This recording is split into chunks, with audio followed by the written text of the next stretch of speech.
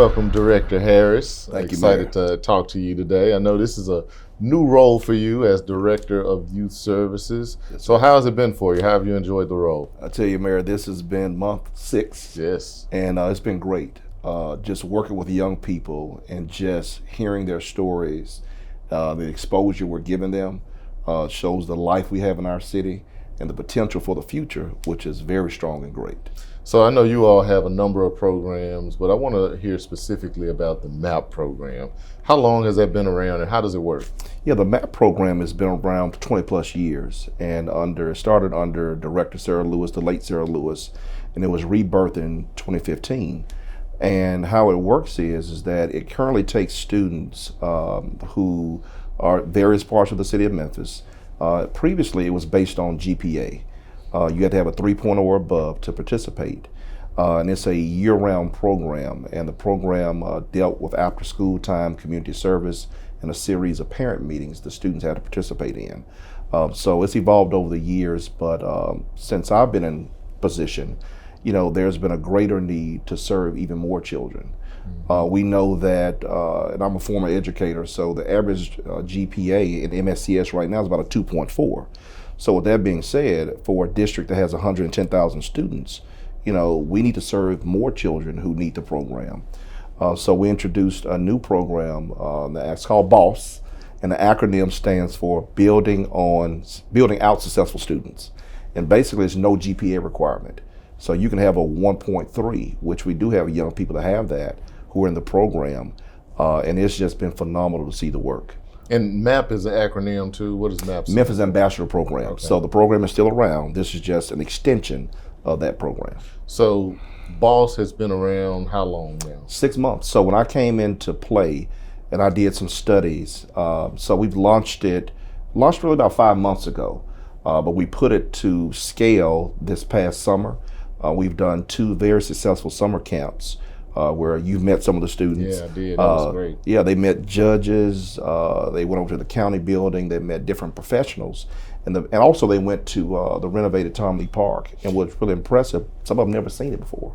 Yeah, you brought them all down to City Hall, and I was so impressed with all of the young people and their curiosity, all of the questions that they were asking. They were so engaged, and then I had an opportunity to sit down with it was mostly young men in the BOSS program, and their curiosity was just so exciting to see, and all of the different questions that they were asking. And it just really struck me how important it is for us to create those types of experiences. Absolutely. For young people in our city. Absolutely. And I take one thing you said as inspiration, because I remember you meeting with us and said, I want you all, being directors and chiefs, to be in the nodes of the community. And you can only have a pulse.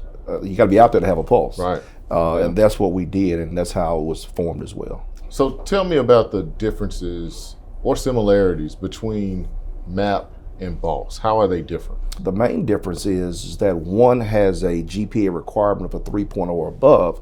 The other one does not have a GPA requirement, because all students are important. So we want to make sure that from a similarity standpoint, that regardless if you have a 3.0 or you have a 1.3, you're experiencing and getting the same experience that you deserve as a young person. One thing we know that our young people need is exposure. So many of our young people have not been outside their zip code. Some of our young people have not been exposed to what they could be. And so what we're doing with both programs is making sure that they participate in different programs outside of the neighborhood, such as coming to City Hall, meeting with you, meeting with different chiefs and directors, but also on the county side. But it doesn't stop there. A lot of our young people want to be entrepreneurs. We also expose them to local business owners in the city as well. So they got a taste of civic roles, but also entrepreneurial roles that they've had a great interest in. So you're working with our young people every day. You're engaging with them. How do you feel about the future of Memphis? I tell you, the future looks great there, because, to hear the testimonials of not only the young people, but their grandmothers, their aunts, their uncles, their dads saying, if you all didn't do this, my kid would be in the street. And to hear that story gives life to the need of what we're charged to do as public servants and as stakeholders in the city, Our job is to help grow and train the youth. And through these programs, that's what we're doing. And I've learned that so many of our young people have hidden talents that people don't even know about. But you have to, again, using what you told us, being the node of the community to get to know them, but also tap into that resource. And by doing so, I can tell you that our future looks very bright with this city. And I'm excited because, again, we're giving young people, all young people, an opportunity to show them that Memphis needs them, and we believe in them to help them get to where they want to be. So what do you need from the community? So many people want to help. They want to figure out where they can tap in. What do you need from the community? The biggest thing I would need, Mayor, is just more stakeholders to come to the table. I'll give you an example. So we have a young man that's very passionate about photography. He met an entrepreneur, and the young man was showing him that on Instagram he had 66,000 viewers. This entrepreneur said, "Oh my God, I do this every day. I don't even have that kind of views, you know." And so, but once he saw the young man's passion, he said, "Young man, could you use a camera?" He said, "Yes, sir." He said, "Well, I have an older Canon Rebel, which is a very nice, expensive camera." He said, "I want to give this to you." And the young man lit up because he would have never been exposed to that. So we're not asking that you give people things. That's just an example. But your time is what matters. Is that people are often quick to point the finger at our young people and say, "Hey, they're a problem." No, they're an opportunity. And how we change that is by coming to the table and giving them the opportunity to hear your story, because we were all kids once. Right. But we want to show them that, hey, I've been down that road you're traveling, but let me show you a different path you can take and what you can be. So just time, investment, and come talk to them, because they definitely want to hear from you. Are there any experiences that really stand out to you since you've been in this role? Yes, sir. I think the biggest one for me is that we have a young person, and we took the young people to Tomley Park. And I noticed him staring at the statue of Tomley reaching in the boat, you know. He just kept staring at it.